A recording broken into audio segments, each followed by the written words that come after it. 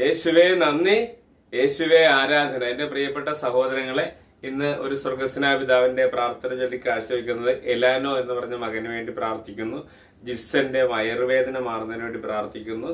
സോണിയയുടെ കുടുംബത്തിന് വേണ്ടി പ്രാർത്ഥിക്കുന്നു. അതുപോലെ ഗീതു മോളുടെ ജർമ്മനിയിലേക്കുള്ള വിസയുടെ തടസ്സം മാറുന്നു. ഇത്രയും പേരുടെ നിയോഗങ്ങൾ സമർപ്പിച്ച് നമുക്ക് ഒരുമിച്ച് പ്രാർത്ഥിക്കാം. സ്വർഗസ്നായ ഞങ്ങളുടെ പിതാവേ, അങ്ങയുടെ നാമം പൂജിതമാകണമേ, അങ്ങയുടെ രാജ്യം വരണമേ, അങ്ങയുടെ തിരുമനസ് സ്വർഗത്തിലെ പോലെ ഭൂമിയിലുമാകണമേ.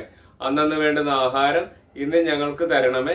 ഞങ്ങളോട് തെറ്റ് ചെയ്യുന്നവരോട് ഞങ്ങൾ ക്ഷമിക്കുന്നത് പോലെ ഞങ്ങളുടെ തെറ്റുകൾ ഞങ്ങളോട് ക്ഷമിക്കണമേ.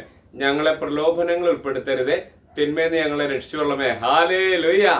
യേശുവേ നന്ദി, യേശുവേ ആരാധന. എന്റെ പ്രിയ സഹോദരങ്ങളെ, ഇന്ന് നമ്മൾ ധ്യാനിക്കുന്ന വചനഭാഗം പുറപ്പാട് പുസ്തകം 33 അധ്യായം 16 തിരുവചനം. മോശ പറഞ്ഞു, അങ്ങ് ഞങ്ങളുടെ കൂടെ വരികയില്ലെങ്കിൽ ഞങ്ങളെ ഇവിടെ നിന്ന് പറഞ്ഞയക്കരുത്. ഹല്ലേലൂയ. എത്ര പവർഫുൾ വചനമാണല്ലേ. ദൈവം കൂടെ ഇല്ലാത്ത സാഹചര്യം വേണ്ടെന്ന് മോശ ഈശോയോട് പറയുക അല്ലെ. അങ്ങ് ഞങ്ങളുടെ കൂടെ വരുന്നില്ലെങ്കിൽ ഞങ്ങളെ ഇവിടുന്ന് പറഞ്ഞയക്കരുത്. ഈ നിമിഷങ്ങളിൽ കർത്താവെ, ഈ ടോക്ക് കണ്ട് പ്രാർത്ഥിക്കുന്ന ഓരോരുത്തരെ സമർപ്പിച്ച് പ്രാർത്ഥിക്കുന്നു. ദൈവം കൂടെയുള്ള ഒരു കൃപ എല്ലാവരുടെ മേലും ചൊരിയണമെന്ന് പ്രാർത്ഥിക്കുന്നു. ആമുഖത്തിൽ നിയോഗം സമർപ്പിച്ചിരിക്കുന്ന പ്രാർത്ഥിക്കുന്ന എല്ലാവരുടെ ആവശ്യങ്ങൾ അവിടെ നിന്ന് സാധിച്ചു കൊടുക്കണമെന്ന് പ്രാർത്ഥിക്കുന്നു.